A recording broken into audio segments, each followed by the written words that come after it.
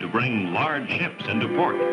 It would be dangerous in the harbor channels with their heavy boat traffic. The ships wait far out in the harbor until the fog rises, and the harbor pilots consider it safe to bring them to dock. The pilots must be able to see half a mile. The fog is rising slowly, and soon ships can enter the port. Two passing ships must see each other in time to stop and avoid a collision.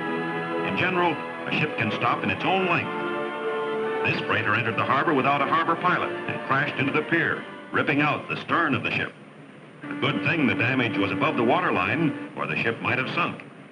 The repair crew is working hard to rebuild the ship and put the freighter back into service. Some boats are allowed to enter with their own pilot if he has a special license for the port. You can see that a harbor pilot that knows the harbor is absolutely necessary. Bob investigates the old anchors and buoys and parts of wrecked boats.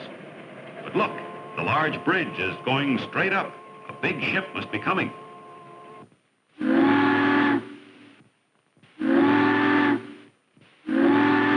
Bob listens for her to signal for the bridge.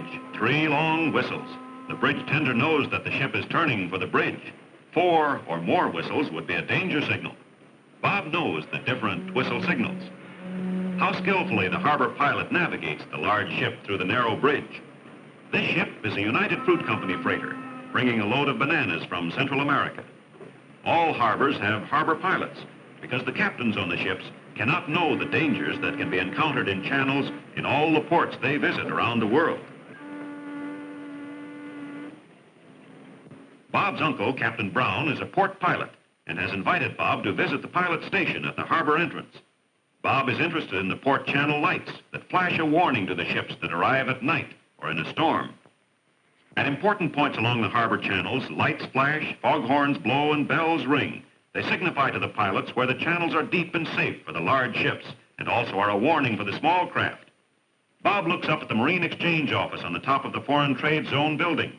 The steamship companies inform the men at the Marine station of all ships that are arriving and leaving. This red flag is a storm signal, a warning that the wind at sea is too strong for small craft. The men at the Marine Exchange telephone the pilots and keep them informed on the ships that are arriving and leaving. They also notify the tugboat company and the government officials who must meet the ships. Captain Brown looks over the list of ships for the day, the time they will arrive, where they are coming from, and where they will dock. Just think, today ships are arriving from Europe, South America, Canada, and Mexico. Captain Ollegreen shows Bob how to look through the telescope and see the ships when they are far out at sea. Through the telescope, they can tell which ship is arriving and what flag she is flying. The pilot house has modern equipment, like this loudspeaker. With it, the pilots can talk to ships a mile away. Tanker Colina, proceed to anchor until wind subsides. Wind is too strong, and you have not enough ballast to proceed to dock at present time. Flash your light if you have received the message. The pilot house light flashes messages at night to the ships far out in the harbor. The pilots operate the light by a small telegraph key. They use the Morse telegraph code that all navigators know. And now it is time for Captain Brown to meet the ship that is arriving from the Orient. Harbor pilots must have a master's and a pilot's license. Many are former ship captains. Captain Brown boards the pilot boat, and yes, Bob is invited to ride out to the ship with his uncle. Captain Brown tells Bob many things about boats and navigation. The pilot boat flies the Union Jack with its white stars. Sailing boats have right-of-way over motor vessels, except when the sailing boat is overtaking the motor vessel. If there is no wind, a sailboat cannot move quickly to avoid a collision. All pilots on both the big and little boats must know seamanship, how to handle their boats, and the water traffic laws. They must know who has the right-of-way, carry proper lights, and know the whistle signals. The large freighter is arriving from India with a load of rubber and spices. When seas are rough, it is hard for the pilot to board.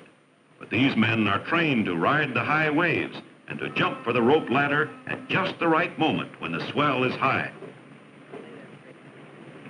Captain Brown will be in charge of the navigating until the ship is docked.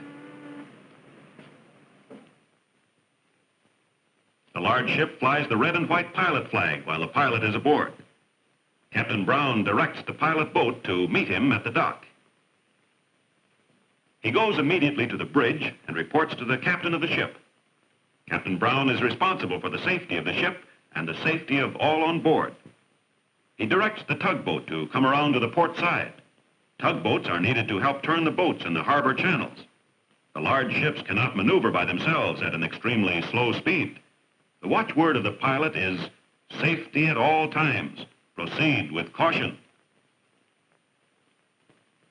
Captain Brown directs the seaman steering the ship. There are many navigating instruments and maps on the bridge. The ship's telegraph signals directions from the bridge to the engine room. For example, full speed ahead or stop. The captain is checking one of the main navigation instruments, the sextant. It is used to tell the location of the ship at sea. By measuring the distance between the sun, moon, and stars, the captain learns the exact longitude and latitude of the position of the ship. Thus, he can tell at any time just where his ship is. The ship proceeds past the breakwaters with their lighthouses that protect the harbor.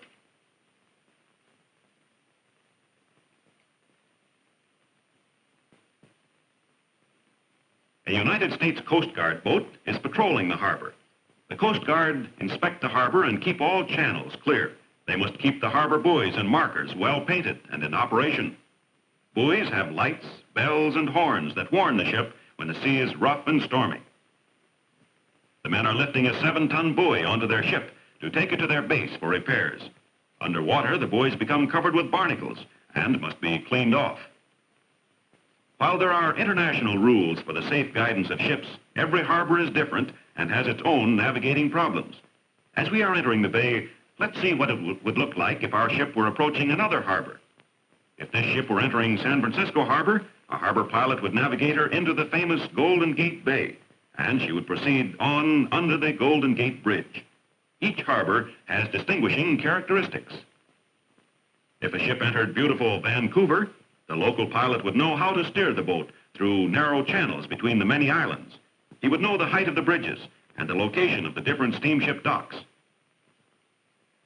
At the large port of Quebec, the unusual setting and picturesque scenery of the bay make it a famous vacation spot. Many ferry boats are needed for the tourists. These northern ports are closed to ships in the winter when the bay is frozen. From Quebec, ships are piloted skillfully up the mighty St. Lawrence to the large inland port of Montreal. Wherever large ships wend their way, you can be sure that a trained pilot who knows the local channel is guiding the ship safely. But let's return to Captain Brown, whose ship is about to enter a channel of the port of Los Angeles. The harbor pilots must be able to size up a water traffic situation quickly and let other boats know what they intend to do. Two passing boats must understand each other. On the port side, the ship passes the pilot station. On the starboard side, she passes the medical quarantine station and the immigration station. These stations are under the United States government and are found at all large harbors. All ships and passengers that arrive from foreign ports must be examined by the government inspectors. It is difficult to maneuver a ship into its dock space, just as it is hard to park a car on a crowded street. The pilots direct the landing operations with a whistle. The tugboats nudge the ship gently toward the dock, because the ship could not maneuver alone in the close quarters. Captain Brown signals directions to the men on the bridge, the engine room, and to the pilots on the tugboats. The men on the dock pull in the heavy ropes and fasten them securely to the dock. A stiff wind is blowing, and they will put out extra lines to hold the large ship securely in place. Our ship is safely docked. Fine work, Captain Brown. A pilot boat is waiting for Captain Brown to take him to his next vessel to move. A large passenger liner is leaving for New York. A harbor pilot must navigate the ships out of the harbor in the same way that he brings them in. Captain Brown boards the liner. It is exciting when a large passenger liner leaves port, and different farewell customs prevail in different countries. Bands play, and people throw colored paper streamers that represent last ties with the mainland. Bob wonders where all the people are going. Adventure ahead for all of them.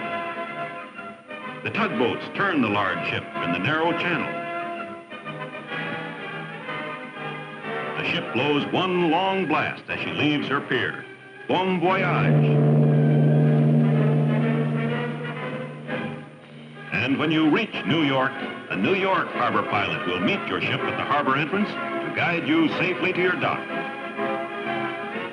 The Statue of Liberty stands guard at the port of New York, the emblem of our nation's freedom and the most famous harbor landmark in the world.